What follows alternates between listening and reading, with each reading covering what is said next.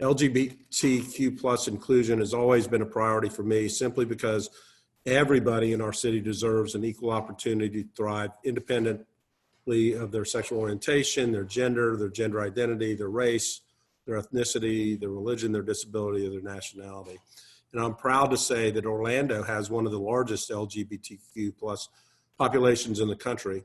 And I believe that our commitment to inclusion and inclusive policies are one of the reasons for this.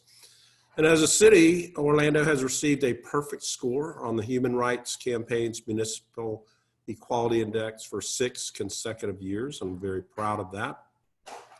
Some of our accomplishments on LGBTQ plus equality includes adding sexual orientation and gender identity as protected classes in our anti-discrimination ordinance. We were one of the very first cities in Florida to adopt the domestic partnership policy, and it became a blueprint for other cities across Central Florida and across Florida. Recently, I added my voice with other mayors from across the country to advocate for the rights of transgender people to be treated with dignity when they seek services at our homeless shelters. In fact, we sent a letter to all the shelters in our area to remind them that they have to protect transgender people against discrimination. But our work is far from done. We need to continue working each day to combat anti-Semitism, homophobia, transphobia, and just like since the horrific killing of George Floyd, we're committed to strengthening our efforts to ensure that every person in Orlando feels equally valued, equally protected, and has equitable access to opportunity. And events like this one happening tonight build bridges, which are so important for social change. So I thank you for being here tonight. I want to thank Commissioner Patty Sheehan, who will speak next. We've been fortunate to have Commissioner Sheehan's leadership on LGBTQ plus issues for the last 20 years on our city council. She's the first LGBTQ plus person elected to public office in Central Florida. And inclusion has always been a priority for Commissioner Sheehan, and it will remain a cornerstone of my administration, and I'm committed to continue making Orlando a city for everyone. Thank you so much for allowing me to be with you tonight. Can't wait to hear Abby Stein, but first we'll hear from Commissioner Sheehan. Well, thank you so much, Mayor Dyer, and it's a delight to be able to serve with you and to make meaningful change for everyone in this community. Shabbat Shalom. Thank you for joining us tonight. We wish you good wishes for the Sabbath. In a country that is deeply divided, it is more important now than ever for us to celebrate our diversity, honor inclusion, and stand against discrimination. Peace to all of you as we enter this holy time in prayer, reflection, and solidarity, and thank you for allowing us to be part of this important event tonight. Thank you, Mayor Dyer and Commissioner Sheehan. It's a privilege to be able to work for both of you and to help as we move our city forward. Now I'd like to welcome Congregation of Shalom's Rabbi David Kay to help lead us in our services.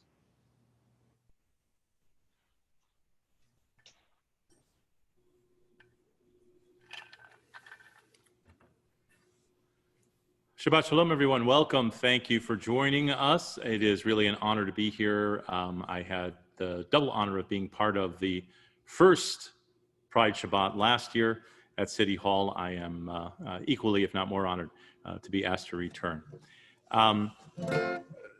Unfortunately, Hebrew is not an inclusive language in terms of its nouns and its verbs. Everything in Hebrew is gendered. It's either masculine or feminine. So this opening hymn, we're going to sing a few verses from the Chadodi, from a medieval hymn, and we've tweaked some of the language just a little bit to make sure that we're being as inclusive as Hebrew possibly can. So the chorus is L'chadodi likrat ahuv vehuva. There's a typo in the I just noticed that in the transliteration. It should be likrat ahuv ve'ahuva. Panei Shabbat nekabbalah. Come, my beloved, to welcome the loved ones. Let us greet Shabbat as it arrives. And this melody comes to us from the Dyer community of Uganda.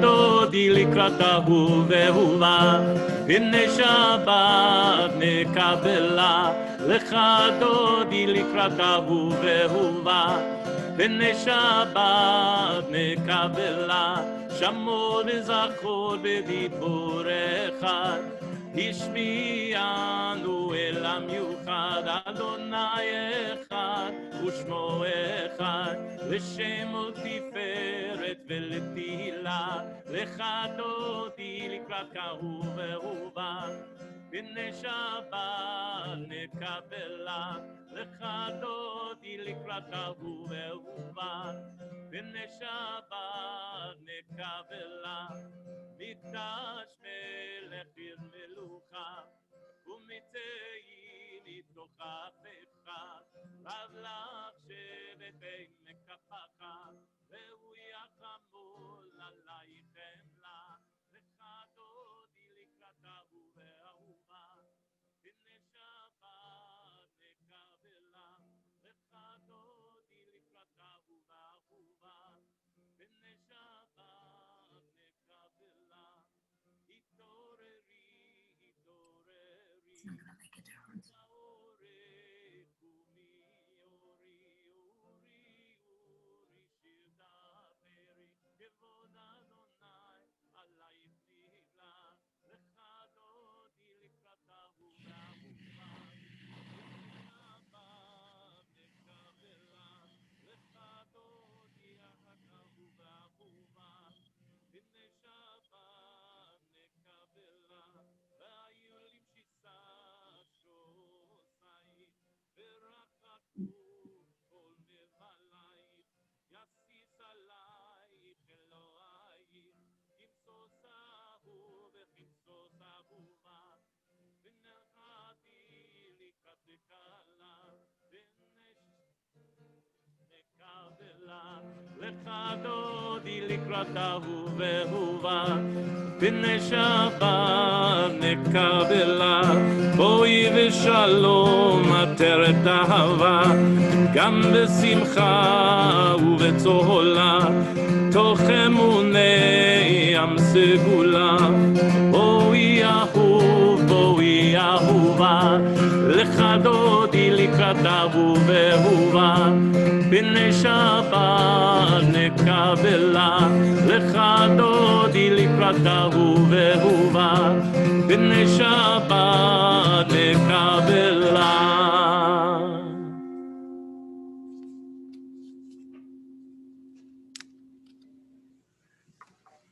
And I want to call on Shane Brofman, who's going to read this poem by Andrew Raymer for us called For LGBTQ People. Hello, Shabbat Shalom. Our people came out of Egypt, a mixed multitude, waters sparkling diamonds all around them. We stood together at Sinai, all of us, future, present, past, amid a rumble of thunder and the crack of bright lightning, to enter the covenant with the one who loves us, in whose shining image we are created over and over again. We continue now, page 3 on this booklet. I'm going to ask people who would like to do so or are able to do so, please to rise for the call to worship Baruch Hu. Baruch Hu et Adonai Hamvorach. Baruch Adonai Hamvorach leolam va'ed. You may be seated. We read the next paragraph privately. Baruch et Adonai leolam va'ed.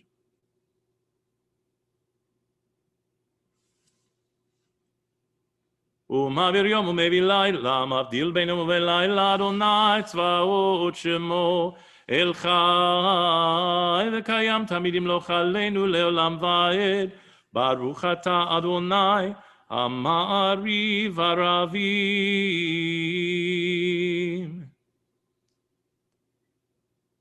Cantor Kim Singer. אהבת עולם, בית ישראל, עמך אהבת, עמך אהבת. תורה ומצוות, חוקים ומשפטים, אותנו למען לימדתה, אותנו לימדתה. על כן אדוני אלוהינו בשוכבנו, וקומנו נשיח בחוקיך, ונשמח בדברי תורתך, ובמצוותיך לעולם ועד. כי הם חיינו, ואורך ימינו, ובהם נגע יומם בלילה, נגע יומם בלילה. ואהבתך אל תסיר, Leaving. לעולמים. ברוך אתה אדוני, אוהב עמו ישראל. אוהב עמו ישראל.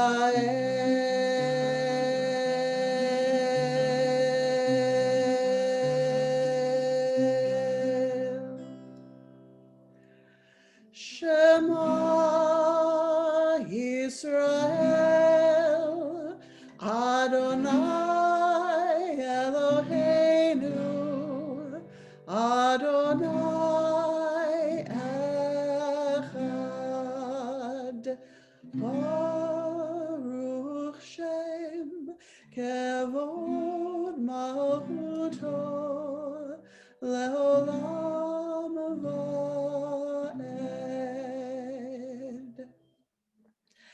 ואהבת את אדוני אלוהיך בכל לבבך ובכל נפשך ובכל מאודיך. והיו הדברים האלה אשר אנוכי מצווך היום על לבבך, ושיננתם לבניך, ודיברת בם, בשבתך בביתך, ובלכתך בדרך, ושוכבך ובקומך, וקשרתם לאות על ידיך, והיו לטוטפות בין עיניך, וכתבתם על מזוזות ביתך ובשעריך. We're going to continue. Thank you, Kim. We're going to continue on the following page, reading the next two paragraphs privately.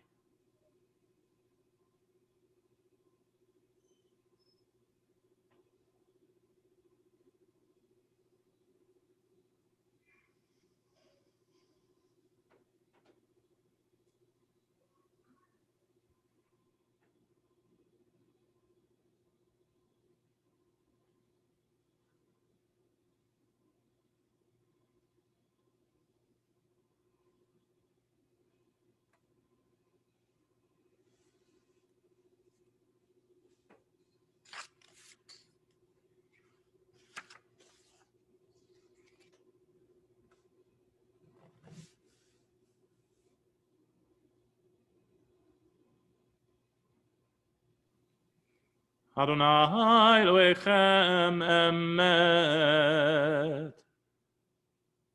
If you'll read with me in English on the left-hand side of the page, this is our enduring affirmation binding on us that Adonai is our God, there is none other, and we, Israel, are God's people. God is our sovereign, redeeming us from earthly rulers, delivering us from the hand of all tyrants, bringing judgment upon our oppressors, and just retributions upon all our mortal enemies, performing wonders beyond understanding and marvels beyond all reckoning. God places us among the living, not allowing our steps to falter, and leads us past the false altars of our enemies, exalting us above all those who hate us. Adonai avenged us with miracles before Pharaoh, offered signs and wonders in the land of Egypt. God smote in anger all of Egypt's firstborn, brought Israel from its midst to lasting freedom, and led them through the divided water of the Sea of Reeds. As their pursuers and enemies drowned in the depths, God's children beheld the power of the divine. They praised and acknowledged God's name.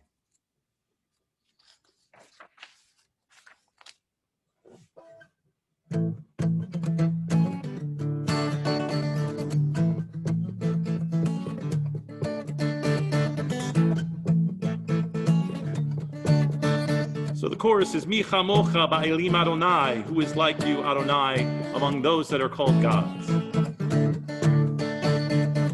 Mi chamocha ba'elim Adonai, mi kamocha nedar ba'kodesh, mi chamocha ba'elim Adonai, norat tehilot osef eleh. מלכותך ראו בנך ברצון קיבלו עליהם משה ומרים ובני ישראל לך ענו שירה בשמחה רבה ואמרו כולם מי כמוך באלים אדוני מי כמוך נדר בקודש מי כמוך באלים אדוני נורא תהילות אוסף אלך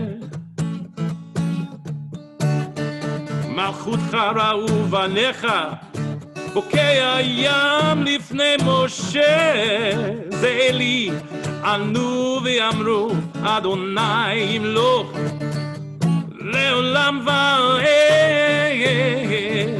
מי כמוך באלים אדוני מי כמוך נדר בקודש, מי כמוך באלים אדוני, נורא תהילות אוסף אלך, ונאמר כי פדה אדוני את יעקב, וגלו מיד חזק ממנו, ברוך אתה אדוני, גאל ישראל, מי כמוך באלים אדוני מי כמוך נדר בקודש מי כמוך באלים אדוני נורא תהילות אוסף אלך. Let's read together in English at the bottom of that page, Hashkivenu, the night prayer for peace. O God, whose name is unutterable, cause us to lie down in peace. But, O our sovereign, raise us up again to life. Spread your shelter of peace over us. Improve us with your good counsel. Save us, if only for your own sake. Protect us always. Remove from us enemy, plague, and war, and famine and despair. Take away the persecutor from before and behind us. Conceal us in the shadow of your wing. For you are a God who protects and rescues us. For you are a compassionate and merciful God and sovereign. Guard our going out and our coming in for life and peace, now and forever. Spread your shelter of peace over us. O you of the ineffable name, you are inherently praised, you who spreads a shelter of peace over us, over your people Israel, and over Jerusalem.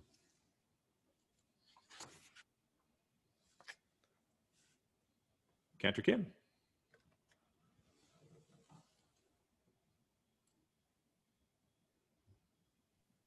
Works better if you unmute.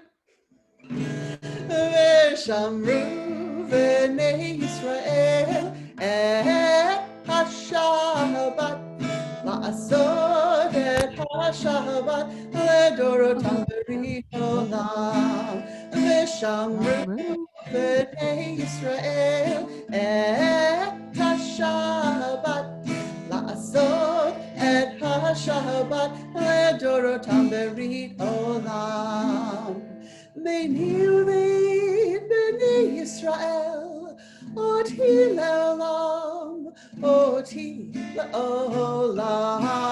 V'shamru v'nei Yisrael et ha-Shabbat la'asod et ha-Shabbat ledorotam b'rit olam. Ki sheshet yamim asa Adonai et ha-shamayim et ha'aretz v'shamru v'nei Yisrael et ha-Shabbat la'asod et ha-Shabbat ledorotam b'rit olam. U'bayom hashvi shavat v'nafash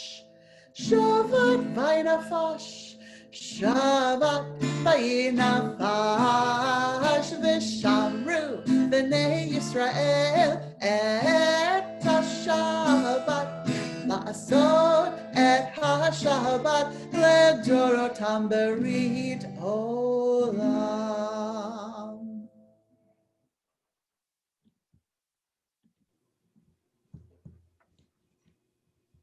יתגדל ויתקדש שמי רבה, וילמד עברה קירותי וימליך מלכותי, וחייכון וביומכון, ובחיי דכל בית ישראל. בעגלה בעגלה, ובזמן קריב, ואמרו אמן. יהי שמי רבה מברך, לעולם עולם מעלמיה, יתברך וישתבח, ויתפאר ויתרומם ויתנשא, ויתהדר ויתעלה ויתהלל, שמי דקודשה, ברכו לעילה מן כל ברכתה ושירתה, תושבחתה ונחמתה, דאמירן בעלמא, ואמרו Amen. It's my pleasure to call upon my colleague, Rabbi Joshua Neely from Temple Israel, to read for us Judy Chicago's merger poem. And then all that has divided us will merge, and then compassion will be wedded to power. And then softness will come to a world that is harsh and unkind. And then both men and women will be gentle, and both women and men will be strong. And then no person will be subject to another's will, and then all will be rich and free and varied. And then the greed of some will give way to the needs of many, and then all will share equally in Eden's abundance. And then all will care for the sick and the weak and the old, and then all will nourish the young, and then all will cherish life's creatures, and then all will live in harmony with each other and the earth, and then everywhere will be called Eden again. Amen. We're going to recite the Amidah. This is the central prayer of the evening service. In the evening service, the Amidah is recited privately. So we're going to scroll through the pages. Feel free to read along in whatever language is best for you. We pray privately.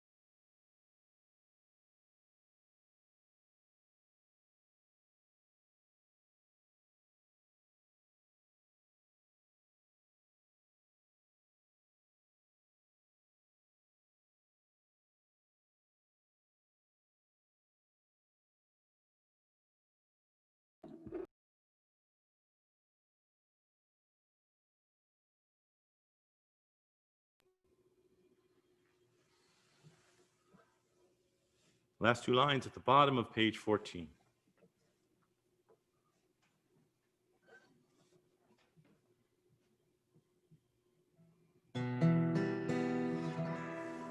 Ose shalom bimroma, hu yaseh shalom aleinu, ve'al kol Yisrael, ve'al kol yoshvei tevel, ve'imru amen.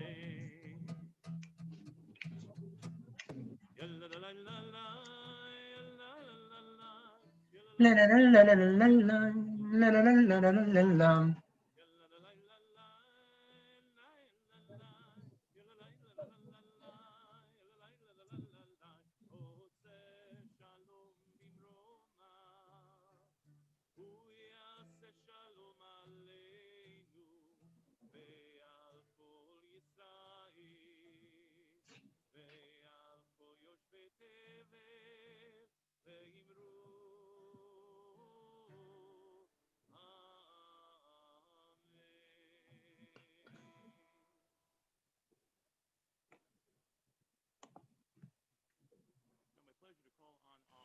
Rabbi Kay, we can't hear you actually. Your audio has faded out.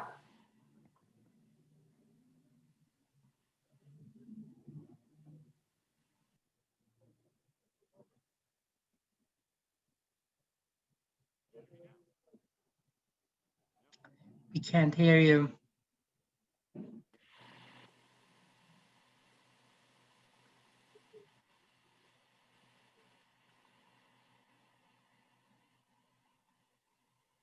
Rabbi Kay, while you're figuring out your audio, Rabbi Abby Stein, do you mind doing the Kiddush for Shabbat? Yes.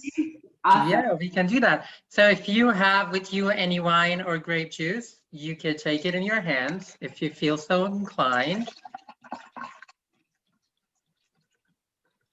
And join me. We're going to do just the second part, which is on page 15. Savri.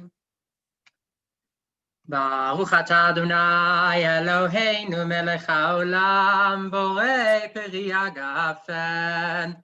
Baruch atah Adonai Eloheinu melech haolam asher kiddushanu b'mitzvotav v'ratzavanu v'shabbat kodsho b'yavav ratzon inchilanu zikaron l'masei bereishit ki hu yom techila למקראי קודש, זכר ליציאת מצרים, כי באנו בחרת, ואותנו קידשת, עם כל העמים, ושבת קודשך באהבה וברצון, הנחלתנו, ברוך הוא עטיה, מקדש את השבת. L'chaim. Thank you so much. Rabbi Kay, are you back in business? You tell me. Yeah, we can hear you. All right, I had all this fancy equipment and just had to get rid of it. Just do it the old-fashioned way. Sometimes it's the best. All right, and Should I continue with Aleinu? yes, please. Abby's going to lead us in Aleinu. Please rise. So we're going to do with Aleinu, rise if you can. I am going to say that personally, I have some issues with Aleinu sometimes. It becomes very exclusionist. So with the permission of all my rabbinical colleagues, or without, because I didn't really ask anyone, so I guess it's without, I might tweak a few words.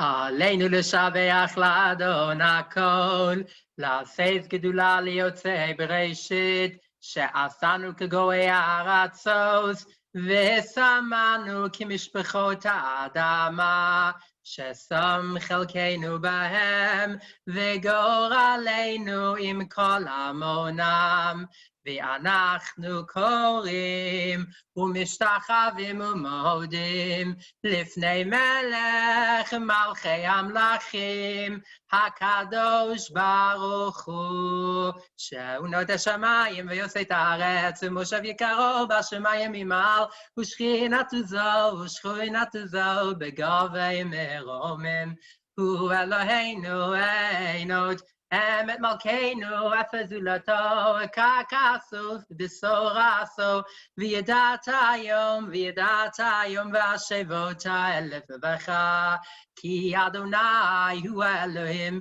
בשמיים ממעל ועל הארץ מתחת עינות. I think I'm also going to skip the next part unless if people want to say it maybe for themselves. I get a feeling that most people don't know tunes for that.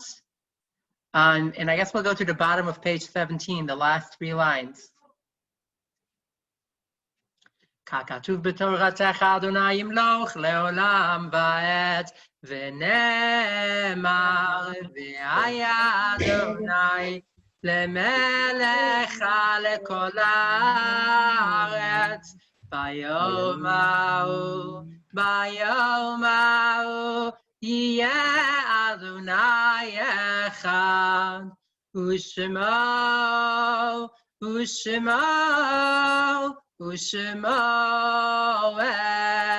אחד. We're going to continue on the next page, on page 18, with the Mourner's Kaddish. And I would like to invite everyone and anyone who might be remembering someone, whatever it is, in a Shiva or a yahrzeit or anniversary or anyone that you are remembering today, if you want to put that in the chat, and then we can all together keep them all in mind as we do the Kaddish. I want to say that personally, tomorrow night is the Shloshim, the 30th day of the passing of Justice Ruth Bader Ginsburg, which I think has been on the minds of a lot of us, specifically in the Jewish community and in the progressive Jewish community and everything that she's done for us. So I'm keeping her in mind along with everyone else who is putting the names of their loved ones in the chat. יתגדל ויתקדש שמי רבה, ויעמד יברך וריתי וימליך מלכותי, וחייכון ויומייכון, ובחיי דכל בית ישראל, בעגלה ובזמן קריב ואמרו אמן. יהי שמי רבה מברך לעלם ולעולמי עולמיה, יתברך וישתבח ויתפאר ויתחומם ויתנשא, ויתהדר ויתעלה ויתהלל שמי דקודשה בריחו. לעילה מן כל ברכתה ושירתה, תושבחתה ונחמתה, דאמירן בעלמה ואמרו אמן. יהי שלמה רבה מן שמיה וחיים עלינו ועל כל ישראל ואמרו אמן. עושה שלום במרומיו, הוא יעשה שלום עלינו ועל כל ישראל ועל כל יושבי תבל ואמרו אמן. Let there be peace and may their memory be a blessing.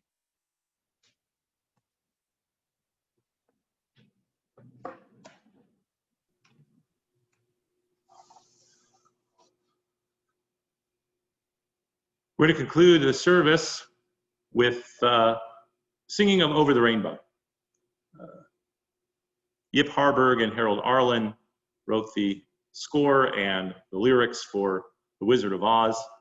And there is speculation that they drew from the recent experience and the current experience for them of their families and their friends, both in the United States and in Europe, in imagining a place where you could get away from the troubles and get away from the oppression that people were facing. So with that hope for all of us, Over the Rainbow.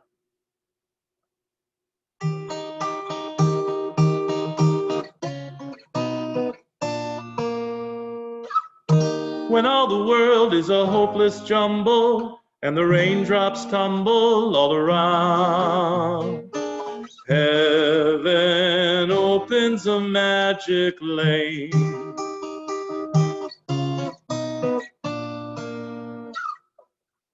When all the clouds darken up the skyway There's a rainbow highway to be found, leading from your window pane to a place behind the sun,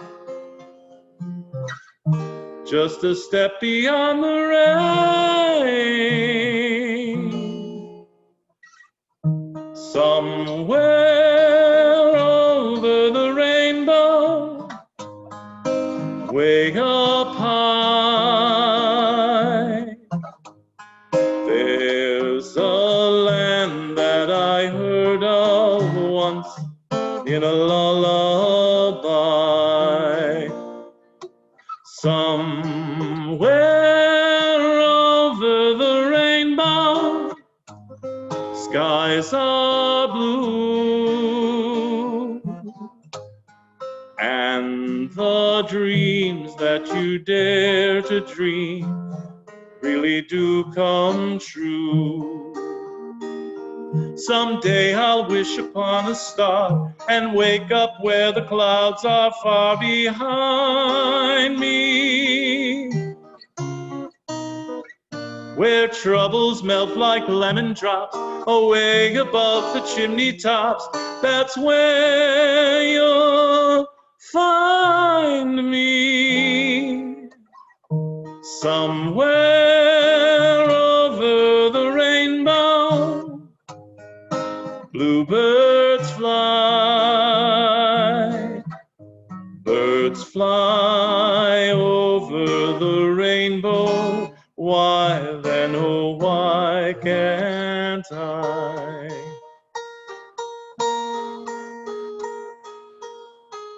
If happy little bluebirds fly beyond the rainbow, why, oh, why can't I?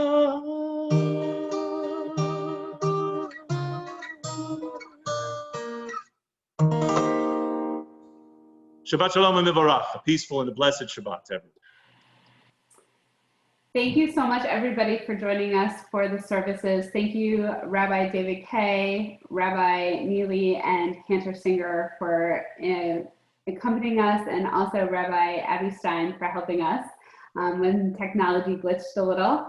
We really appreciate it. I have the distinct pleasure and privilege to introduce Rabbi Abby Stein, and I had the privilege of meeting her a few weeks ago, which was very exciting because she is a remarkable woman.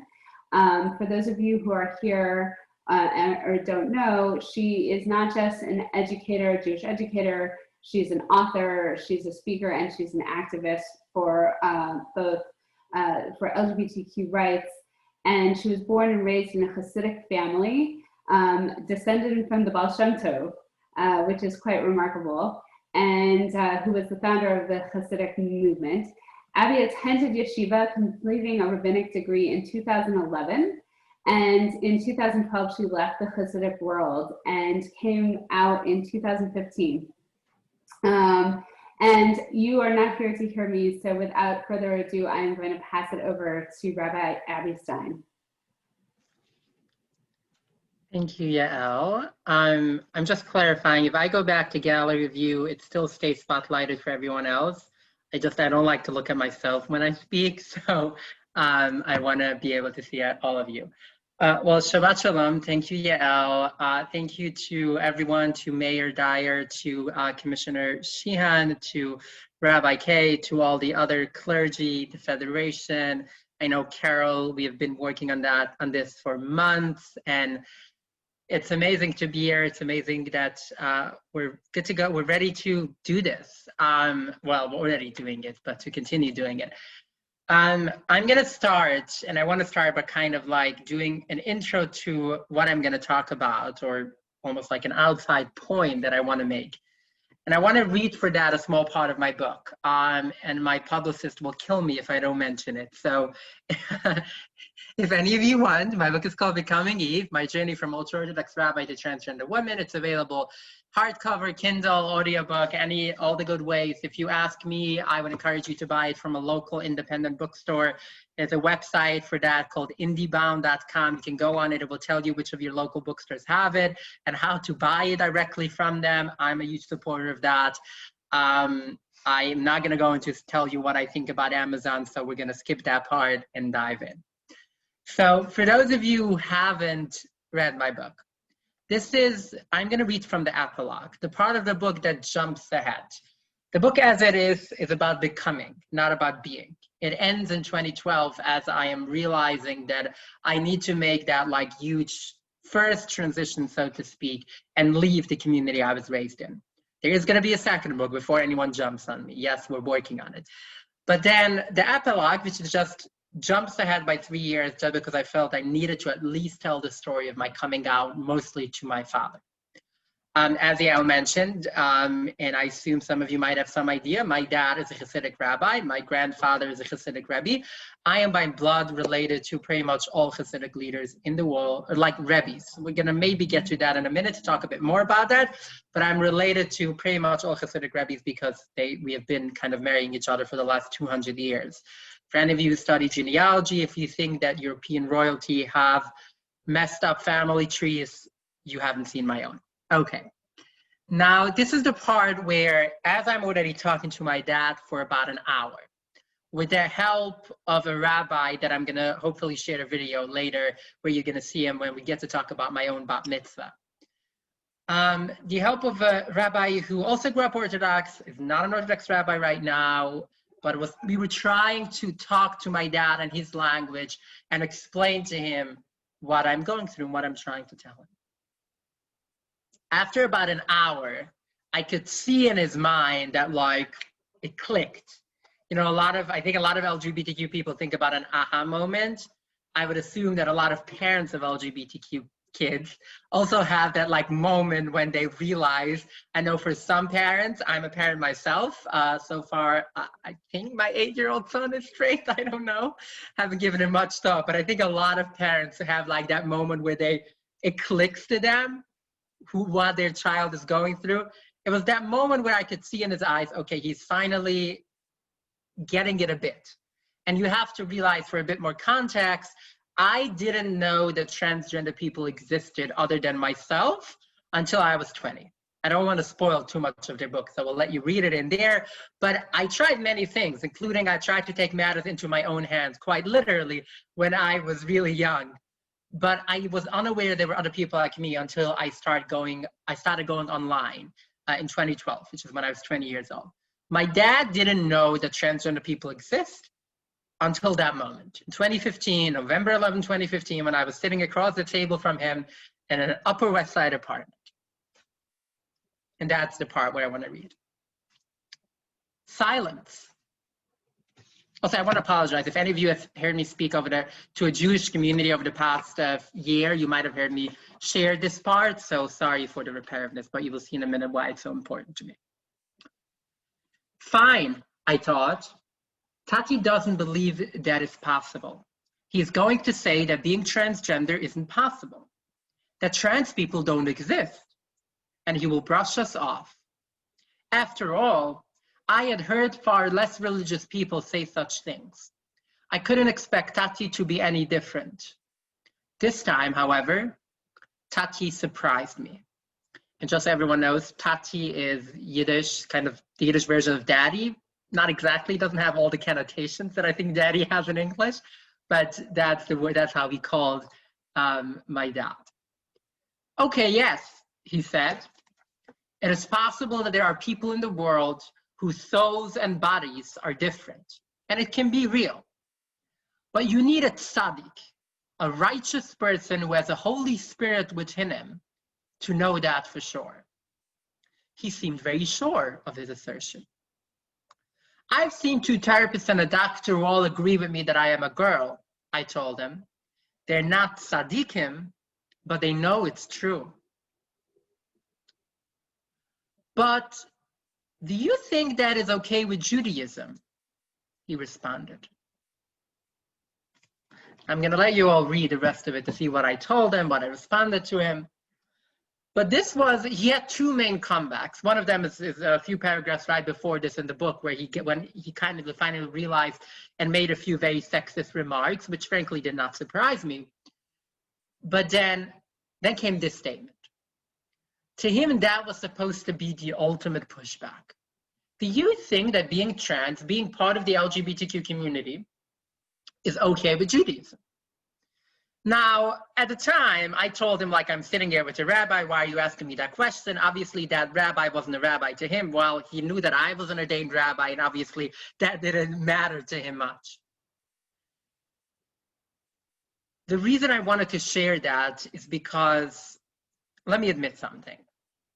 I think I have some daddy issues, and I have no problem admitting that.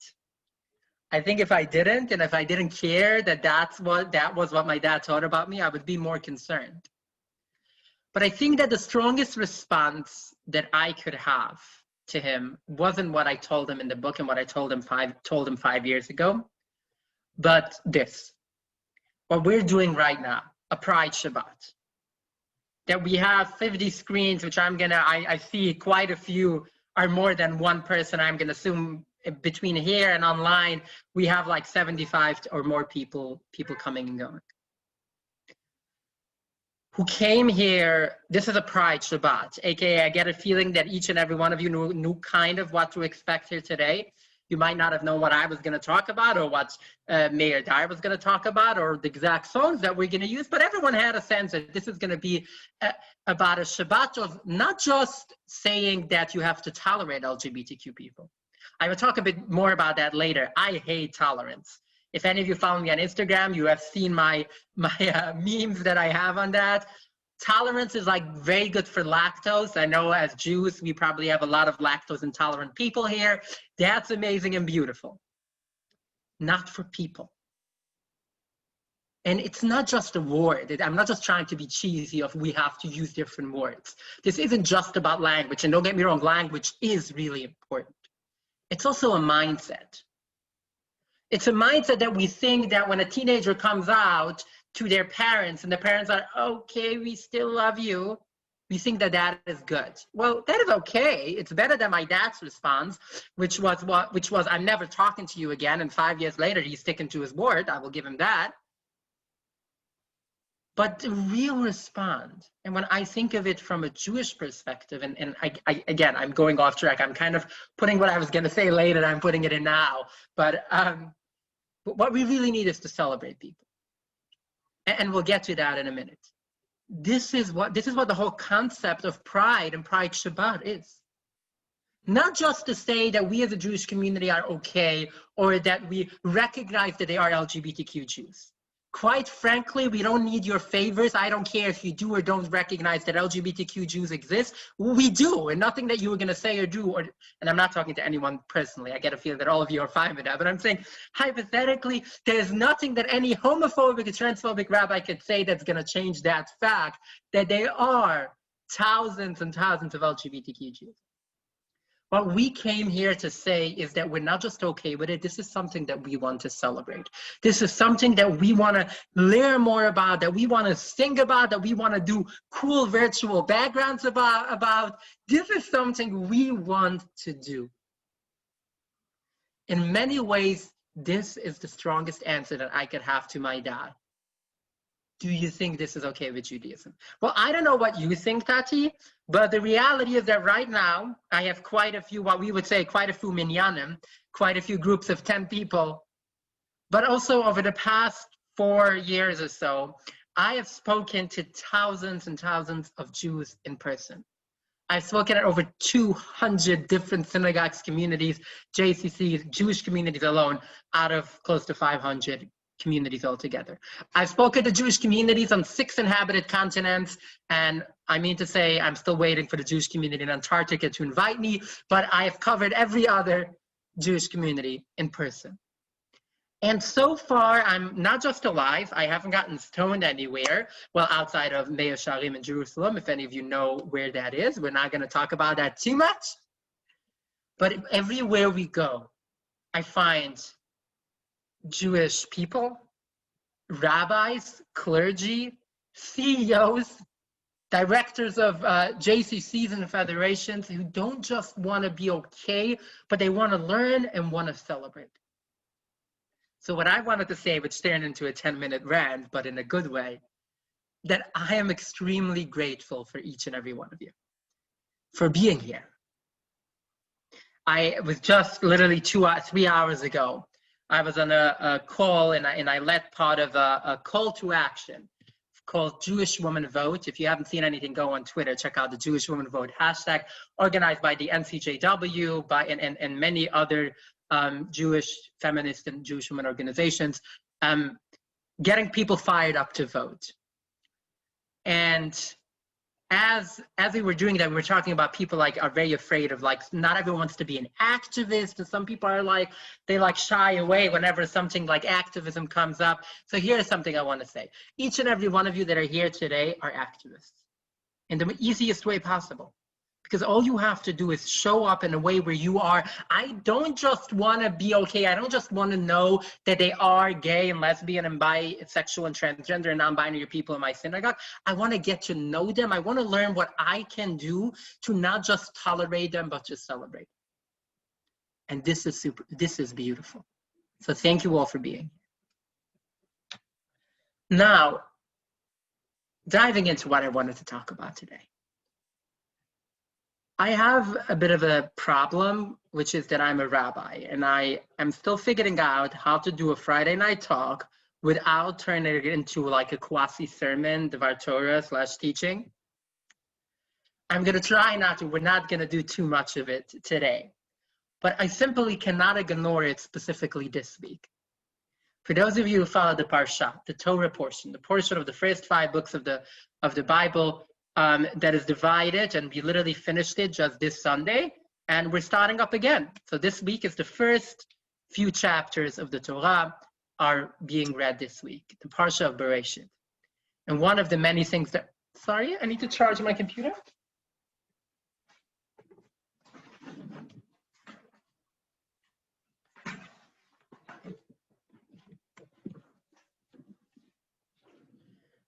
So this week, we are literally told the story of creation. Now, if there's any biblical scholars here, yes, I know Genesis 1 and Genesis 2 are contradicting each other. There's many different stories here. There's a lot of fun going on. We're not going to do an academic talk right now. I want to share one specific midrash, and then I want to explain something about it. So midrash is rabbinic teachings that are never meant to be, it was never meant to be like, oh, we think this is what the verse meant originally, but rather a way of looking at a verse and thinking, what does this mean to us? What is the story that we want to tell from it? And I can't talk for other religions, but in Judaism, traditionally, there was always an understanding that every generation and every teacher has their own part, and every person, to be honest, has their own part of the Torah, their own part of the Bible that belongs to them. And the way you interpret it, there's a story in the Talmud that Moshe Rabbeinu, Moses, the prophet Moses, comes up to heaven and sees God writing. For anyone who's ever seen a Torah scroll, there's like all these like dots and lines on top of the letters. And he saw Moses sees God doing that, and he's like, "What are you doing? Are you utterly bored?" Like, for anyone, I used to write as well, like never a full Torah scroll, but I've written other things, and sometimes there's all these dots, and they usually have rules, but then there are rules where you break the rules. Anyway. And Moses is like, what's the point of this? And according to the Talmud, God told him that there's going to be people to the end of time who are going to build entire teachings just based on that. And every person, every interpretation that they're going to have, that is exactly what I meant. And that is exactly what I didn't mean, and that's why I didn't mean it. Point being, we have an understanding that scripture is something that evolves. And our interpretations are as real as it gets. So I want to share something. I will put a link to it in the chat for anyone who wants to pull it up, but I will also share the screen.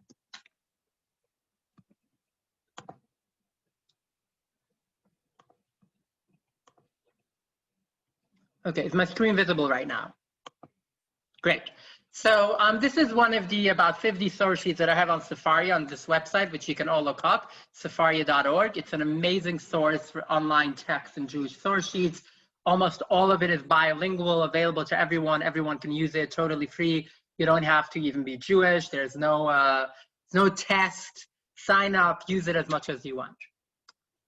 But here is, I'm just briefly going to show these texts from, these are from this week's starter portion, the first chapter 1 and chapter 2, which talk about the creation of people.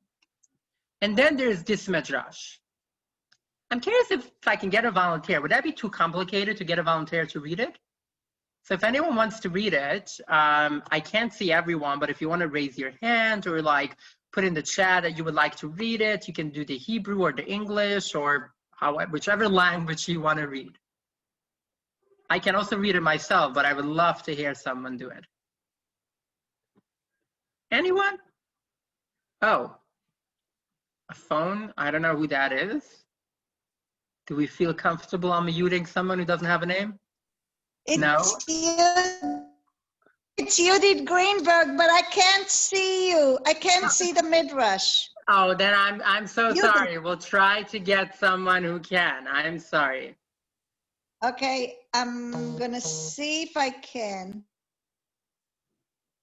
Okay, is there someone who can see the midrash who wants to read it? Carol, will you read for us? I sure can. I'm reading the English part. Yeah, that's fine. I can't read the Hebrew, that's for sure. And androgynous, most likely someone who has both male and female reproductive organs, is similar to, whoops, what happened there? Sorry, I clicked on it by mistake. Okay. Is similar to men in some ways and to women in other ways. Can you, yeah, thank you. In some ways to both and in some ways to neither.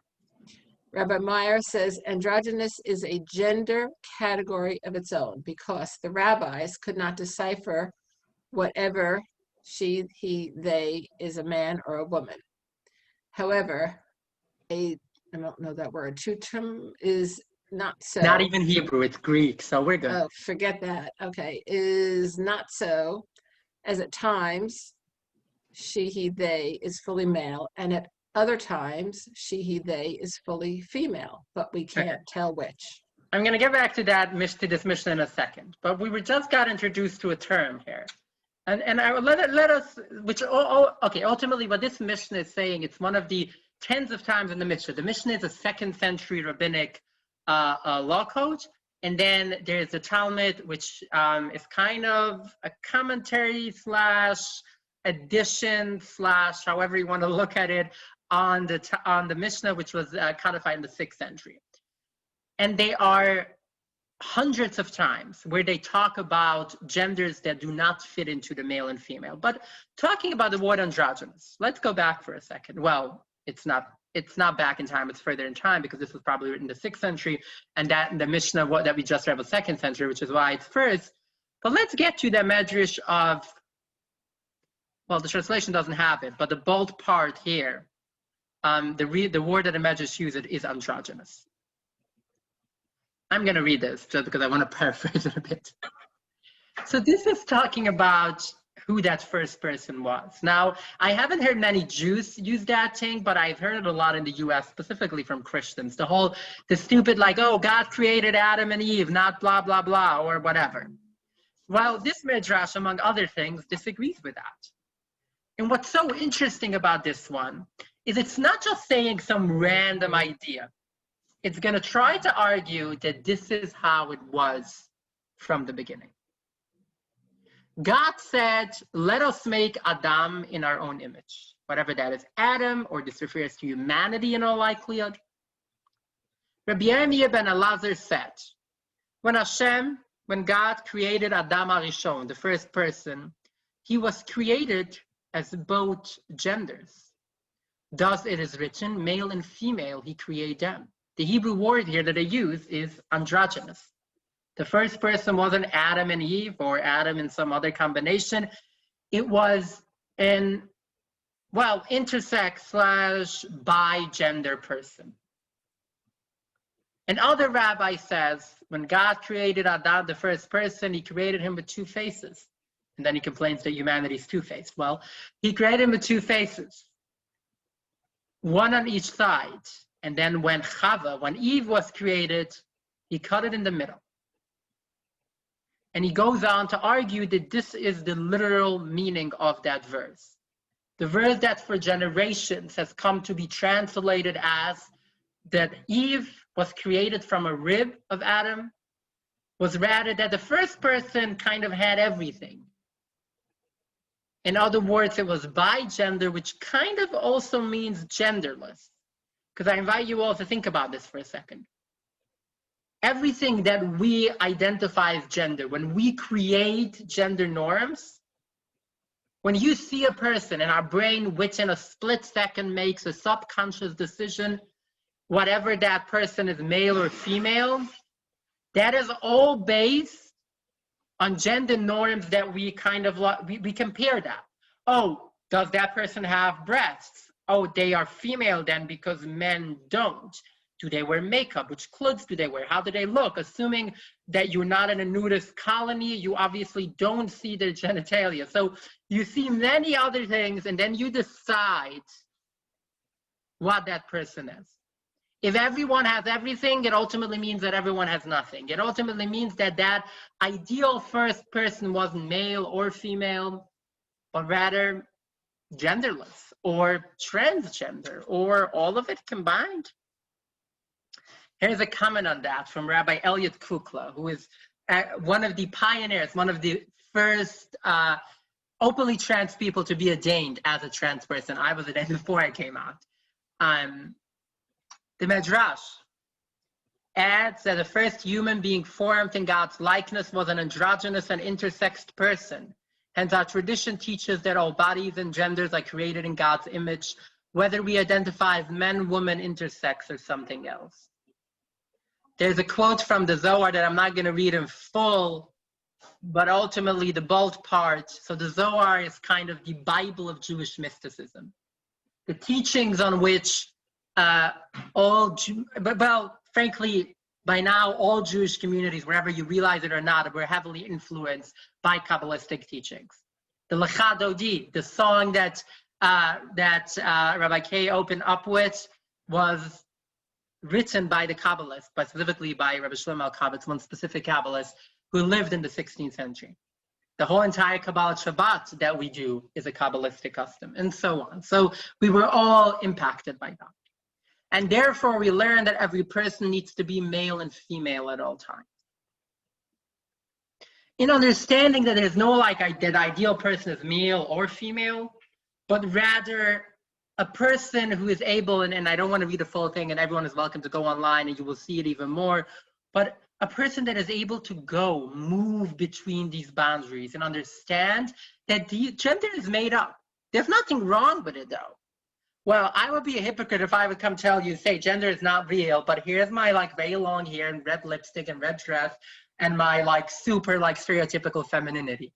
Well, there's nothing wrong with that. I think some people sometimes think that the LGBTQ community is trying to say that we're not allowed to clean up or wear clothes that we want. That's not the point of it. The point of it is for us to realize that we are living in a world where there are binaries, where some of us fit into it. Some of us like to move between them. Some of us only once, some of us many times in our lives. And some of us don't want to live on that. But why do I say this? I have one other question about Jewish texts, and then we're going to move on and I will explain why I felt this was important for Pride Shabbat. I want to invite you all, if you can, to open the chat box. Okay, just open your chat box. And to everyone, not just to me, I want you to write the number of genders you think traditional Judaism recognizes. I'm not talking here about modern Judaism. I'm not asking you for your opinion. I'm asking you for a number, no explanation, please, just a number of how many genders do you think traditional Judaism, I will let you define what traditional means, traditional Judaism recognizes. And again, it's obviously not your opinion, so we're not going to judge anyone here on it. I like to say usually that there's no right or wrong answer. Here they are wrong answers, sorry to say. But give me a number. Okay, so we're starting to get twos. We got 17 from Madrid, which I get a feeling you know a bit too much, but thank you in a good way. We got 3, amazing. But we get mostly 2s. Okay.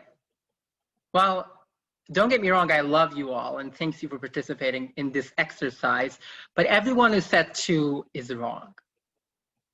And I don't like to say that. Well, I think in this case I kind of do, but usually I don't like to be like, oh, you're wrong.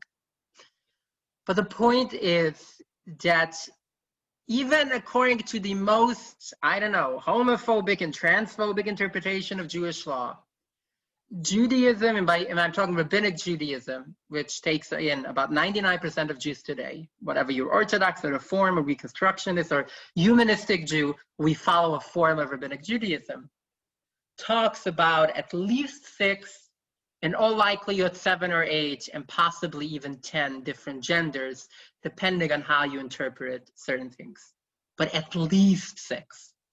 That Mishnah that Carol read to us in the beginning is just one of many, many examples.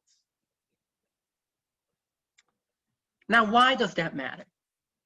I know I have Rabbi on my profile, which I didn't have for 8 years. The past 8 years, you would have never seen me identify myself as Rabbi, which is a long process that I'm going through myself. And I know I am educated as a Rabbi, but I'm not here to tell you that we are only okay as LGBTQ Jews because we found a text that says so.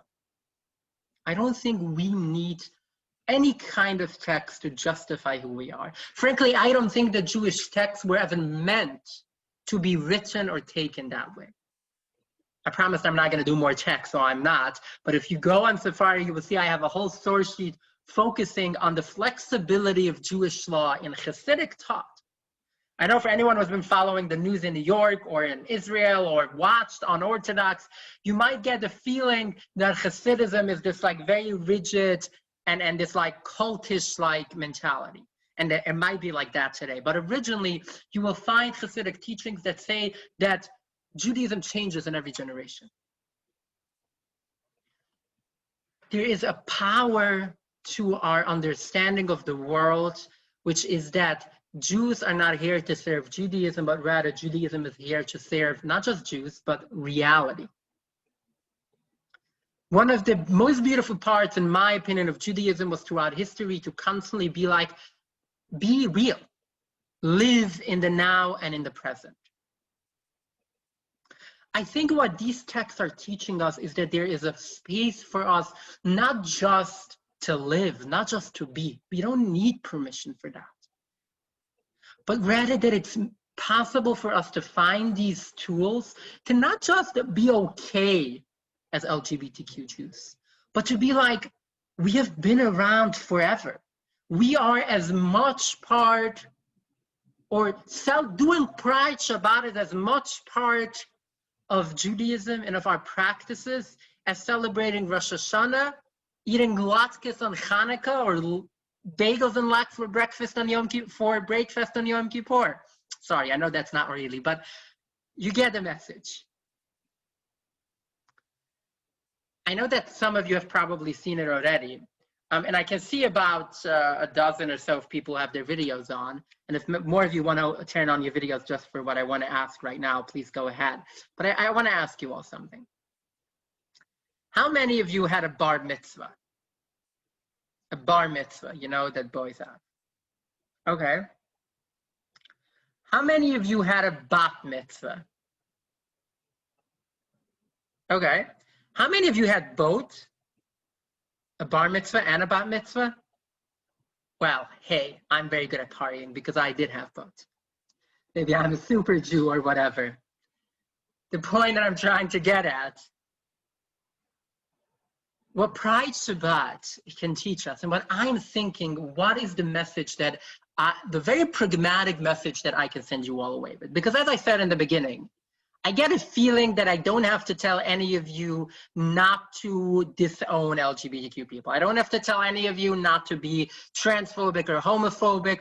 Well, unfortunately, usually the people who need to hear these things most don't show up to Pride Shabbat. But there's still so much that we can do. And one of them is to learn to not just be okay, but to celebrate. And we said I have until 8, right? Yeah, right, Carol? Okay. So I want to share a video with you all. Oh, sorry.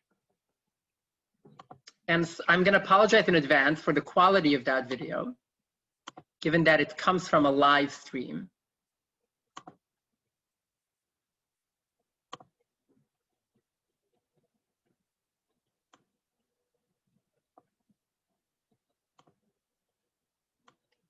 And it's the video of my bat mitzvah, naming, celebration, or as I like to call it, a celebration of life in transition, that I had 5 years ago at a synagogue on the Upper West Side. I think it's beautiful. But I want to use that, and we'll do that after I show the video. And the whole video is half an hour, which I'm not going to show the whole video. It's available on YouTube on my channel under a celebration of life and transition. If anyone wants to watch it, this is just a few minutes of it. Oh, let me share the sound. In our tradition, leaving Egypt wasn't an historical event alone. In our tradition, leaving Egypt was a personal, existential leaving as well.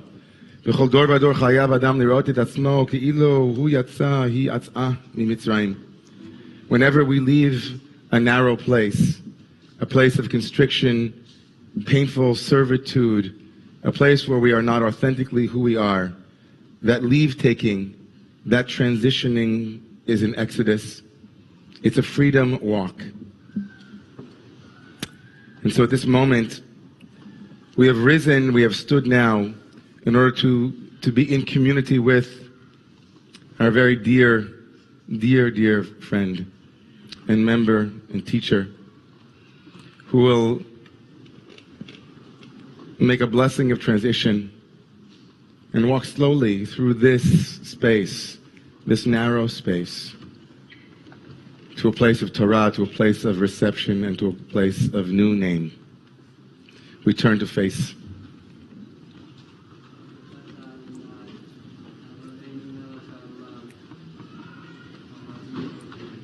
Amen. Amen. Nadadai,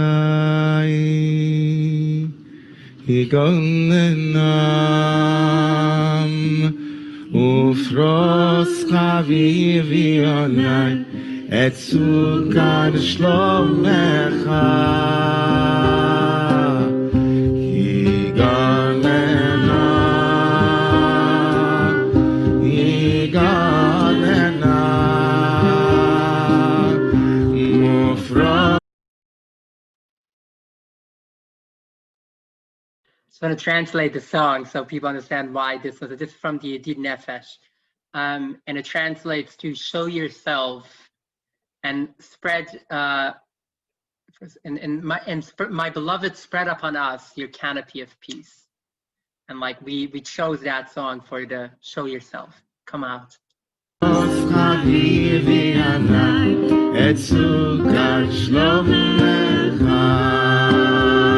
Misha Berach Avotenu V'Imotenu, and the one who blessed our ancestors. Bless this morning one who has come forward to receive a new name in our tradition, to be known by Israel, to be known amongst this community and all communities as Avigail Chava Bat Menachem Mendel V'Chaya Shendel. Avigail Chava.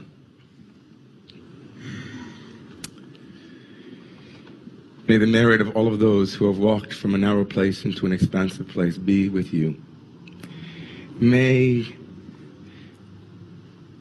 the signature of the one who is known as Emet, the one who is known as truth, be with you as you have now embraced, first to yourself and now in Kahal Rav, amongst those who love you and know you,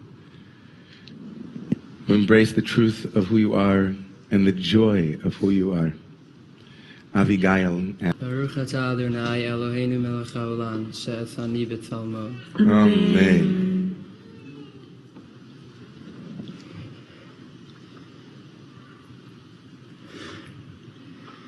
Baruch atah Adonai Eloheinu melech haolam she'echianu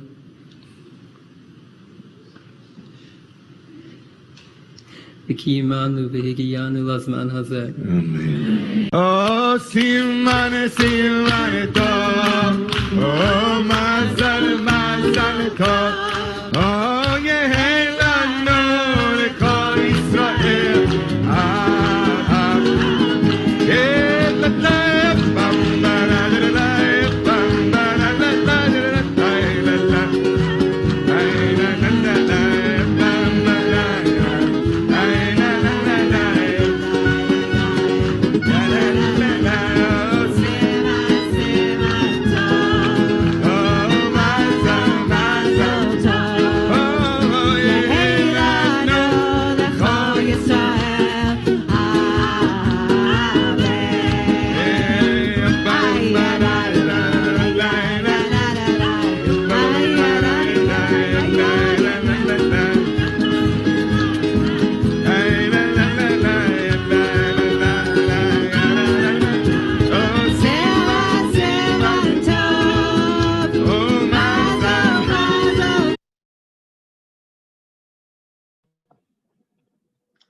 As I said, the full video is available on YouTube for anyone who wants to watch it.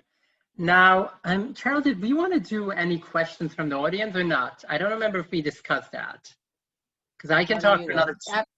We can do questions if anyone has any questions. Okay, so let me just, for Abby, great. or not yet, Yeah, never mind. no, perfect. I just want to do a wrap up and then do one other spiel, so to speak, before we do, and then we'll take a few questions. Well, we can have people start putting questions in as they think of them, and then we'll come back to them. If you have any questions, we can put them in the chat box, and we'll try to do that. Answer as many as I could in the next, well, we're going to have about 5 minutes for that, but okay.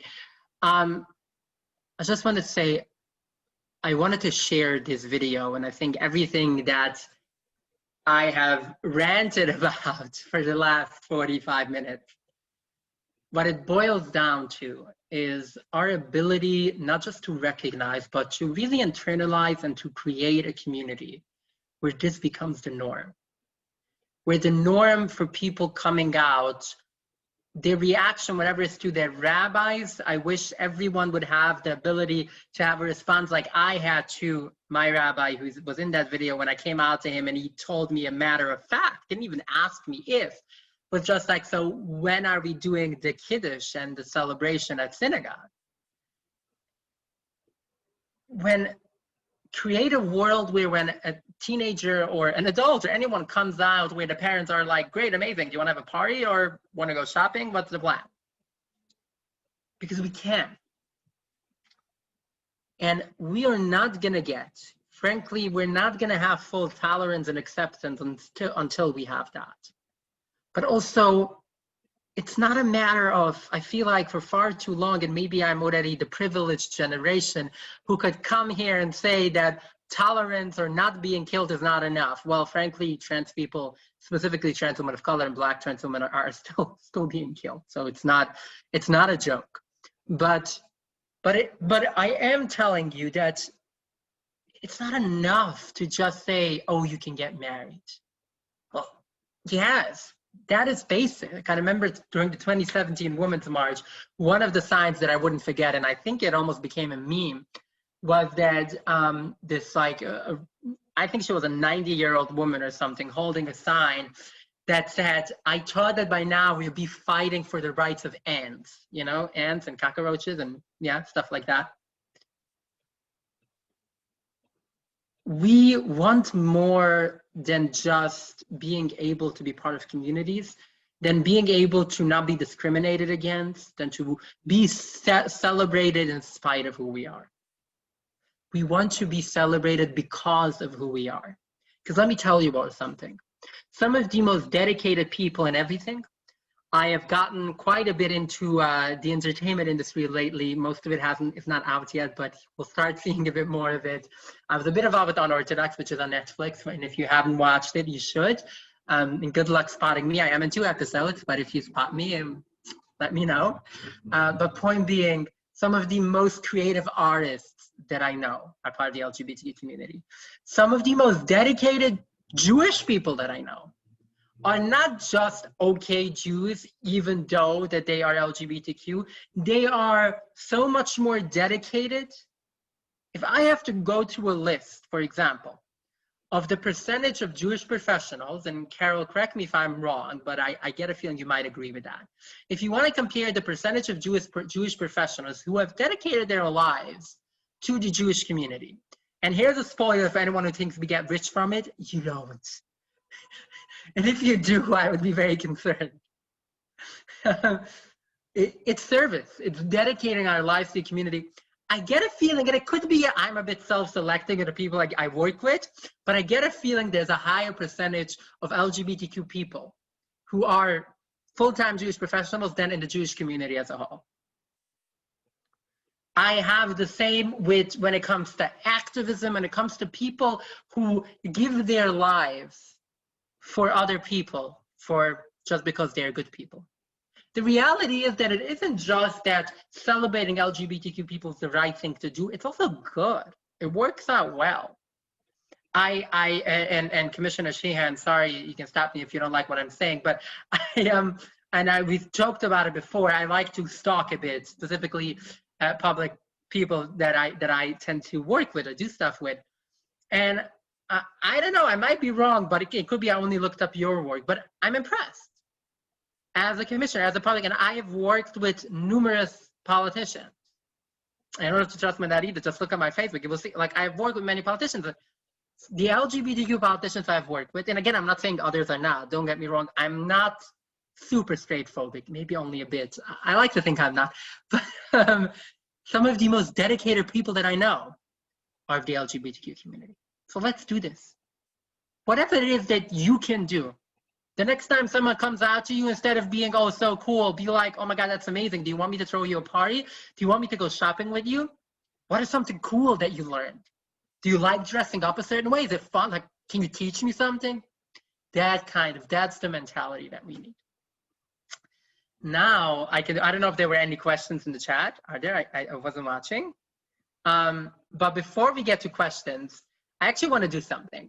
Is there anyone in the that's right now on here that feels comfortable turning on the video who identifies as cisgender, as in not trans and straight? Or is that not available here? Only if you feel comfortable. To anyone who feels comfortable having a conversation with me from that perspective. No one? Do we not have any straight people here? Okay, it's fine. I don't. Abby, I'll do it with you. Oh, okay, great. Thanks, Yael. Yeah. So, hi, I'm Abby. What's your name? I'm Yael. Nice. How do you identify? Like, are you like gay, straight? Like, what's your? I'm straight. I guess this isn't fair because of my daughter. I'm cisgender.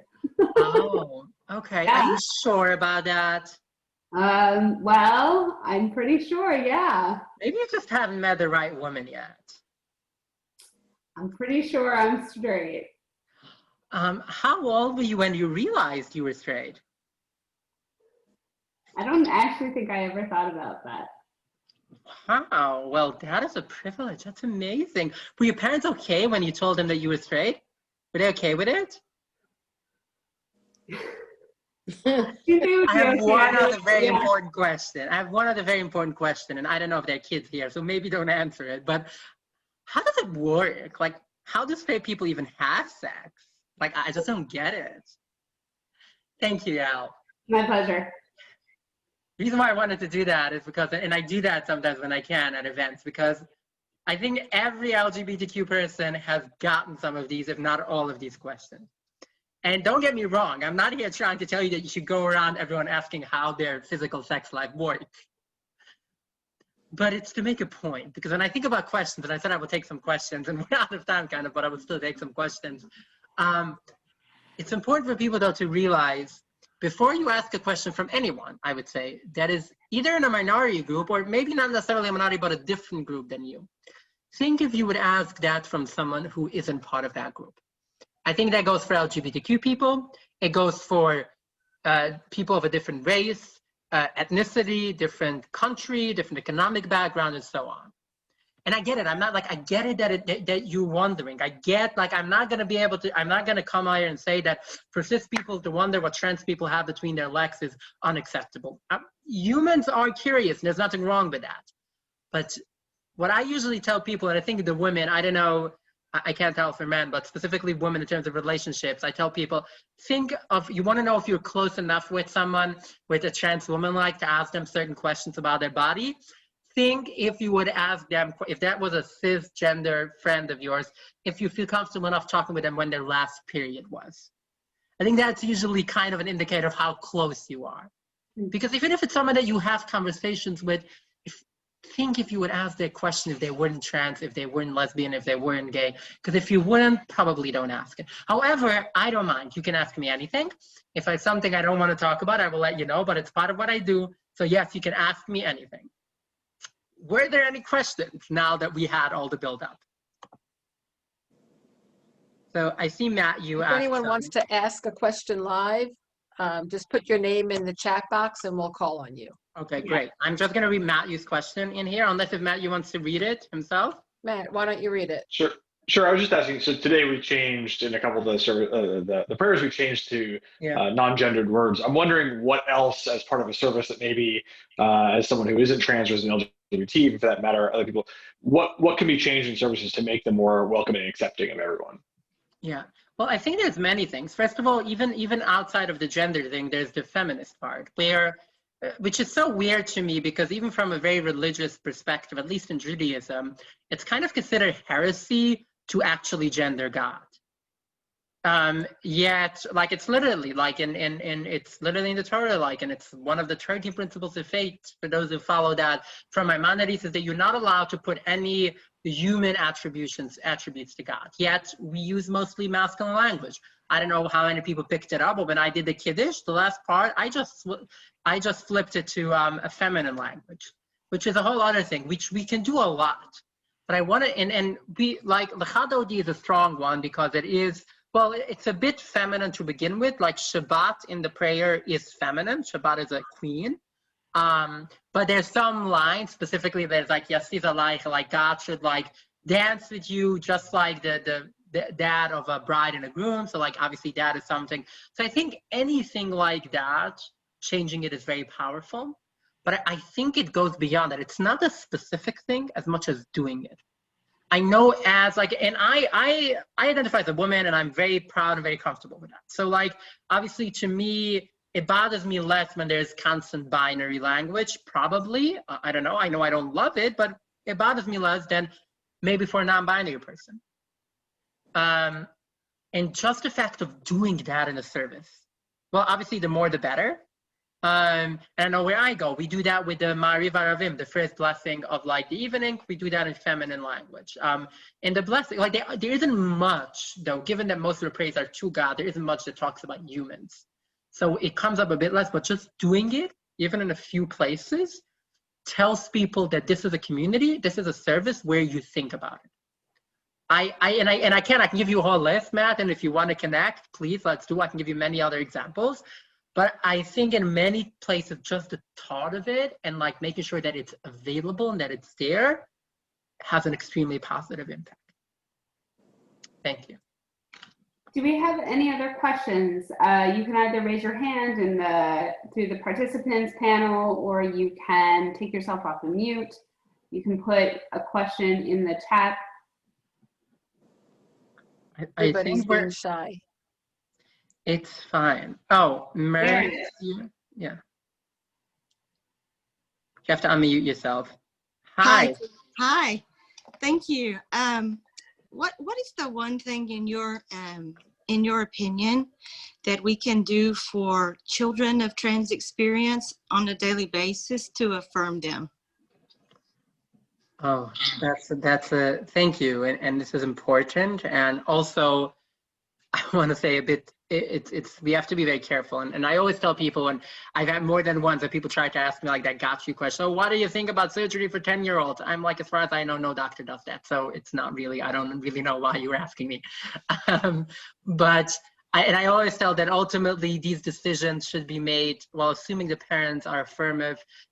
That's up to the parents, the child, and a therapist. No one else really should, and there's no one size fits all. But stuff that we can do, and I think as whatever it's a teacher, a friend, a parent, I'm giving kids, and I know I have an 8-year-old, and I know parents might think a lot. Like if my son comes tomorrow and he's like, I want to wear a dress to school. And outside of the fact that he goes to a gender segregated school, like a boys only school, and that would be very interesting. And I would be happy to say yes, but then I also have to think of what is going to happen. Well, in the school that he goes to, he's going to get kicked out. So that is something else, which I'm not so sure I mind that if it's not in a traumatic way, I wish he would go to another school. But, but I know as a parent, like it's sometimes all you have to give to kids is the feeling and the reality of that you're listening to them. Sitting down with a kid that you know is struggling, and you're like, oh yeah, they know that I accept them. But just waking up one morning and be like, what do you want to wear today? And how are you feeling today? Do you feel okay with this dress or these pants or this color or that color? It's not a big thing. It's a small thing that ends up having a very strong impact. I would say one other thing that I know for kids that they love is to be recognized but not called out. And I know that is sometimes hard. Like, while there are some kids who don't mind being like called out if it's in a positive way, like in school, most everyone from literally first grade to high schoolers that I know doesn't want to every day be that kid that's unique. So for example, I had a conversation with a principal of a school that is a religious school, an Orthodox school, and he's trying to be open, but it was really hard. And he just was like, why? There was a preteen, like 12-year-old who just came out. And they were like, why can't he just use I will let him use the faculty, like whatever, the teacher's bathroom. Why can't he just use that? It's so much nicer. And like, what's the problem? Like, why does he have to use the boys' bathroom? And I was trying to tell him that as far as I know, no one wants to be that kid who every time you want to use the bathroom, you need to go, even if it's nicer, because it's being called out. So I think these small, obviously the big conversations are important, and making sure that they know that this is something they can talk about. I know for those who've read the book, you know that the message that I got as a young child from my mom when I tried talking to her was very much, you can never talk about it. So obviously making sure a kid gets the opposite message, that yes, we can talk about it, is very important. But then like these very small things of making them feel not just that they're accepted, but that they are normal for being who they are. Thank you. Thanks. Anybody else? Yael, you want to wrap us up? Sure. So, Abby, I want to say thank you so much for taking the time today and sharing with us part of your story, and not just sharing part of your story, but being open to hearing the questions that we have when people, as you taught us so eloquently, maybe I wasn't as eloquent about it, is that we need to consider other people, and we really need to consider not just what looks good, but also what is important to all of us as who we are as people. And Abby has taught us that today very deeply, and I thank you very much for that. We would also like to thank Rabbi Kay, Rabbi Neely, and Cantor Singer, and Mayor Dyer. Thank you so much. Commissioner Sheehan, thank you so much also. And including the City of Orlando, as well as our sponsors, Kathy and Marty Rubin, Matthew and Shane Brockman, Edward and Marion Bromberg, Samuel Goldstein and Bill Yanner, Josh Mighton, and the Hungry Pants Restaurant. And thank you to all of you for coming tonight. We truly appreciated you taking the time to celebrate everybody in our community and the LGBTQ community for Pride Shabbat. Thank you so much. Thank you. Thank you all. Thank you, everyone. Thank you. Shabbat shalom. Good night. Shabbat shalom. Yeah, if I may give a shout out to totally something unrelated, I know, I assume there's one in Orlando as well. You can find, I know there's a lot of marches happening tomorrow. Getting people, hashtag count us in, something count us. Getting people getting people to vote, getting people to speak up. If you are interested, look it up. There's many local ones. Yeah, and vote, if I may say. I'm not going to say for whom, because maybe nonprofits will not, I don't know. I'm not saying for whom, just vote, Thank please. you. Vote, that's the important thing. Thank you all. Good night. Thank you. Thank you. Shabbat Shalom. Shabbat Shalom.